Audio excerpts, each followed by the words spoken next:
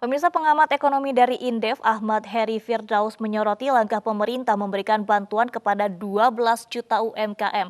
Bantuan modal kerja 2,4 juta rupiah. Meski dipandang baik, namun Indef menilai masalah UMKM tidak hanya kebijakan fiskal, namun juga kebijakan non-fiskal.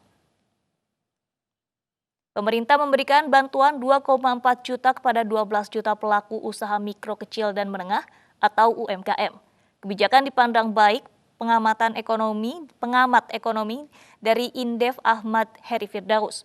Namun pemerintah dipandang belum bisa memahami permasalahan yang ada di tubuh UMKM. Selain masalah permodalan dan pembiayaan, UMKM juga membutuhkan sejumlah kebijakan non-fiskal seperti akses pemasaran dan kapasitas keahlian SDM. Oleh karenanya diperlukan koneksi antara pelaku UMKM dengan pelaku usaha besar dengan pemerintah sebagai jembatannya. Koneksitas diharapkan membuka akses pasar baik di dalam maupun luar negeri.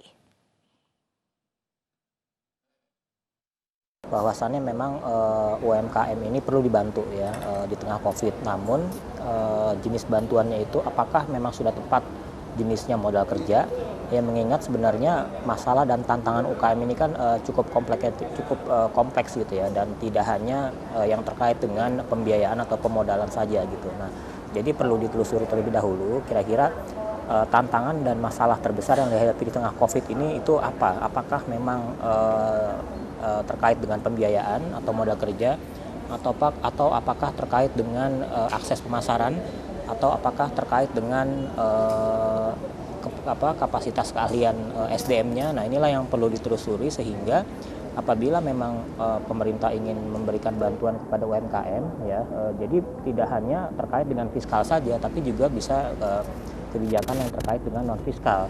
Contohnya misalnya bagaimana menjembatani proses kemitraan antara pengusaha besar dan pengusaha kecil. Nah, ini kan juga salah satu bentuk upaya pemerintah untuk membantu UMKM dalam hal memberikan kepastian.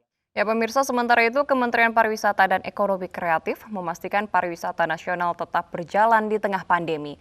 Kementerian terus menggenjot kedatangan wisatawan domestik ke lokasi wisata di Indonesia di zona hijau yang sudah dibuka.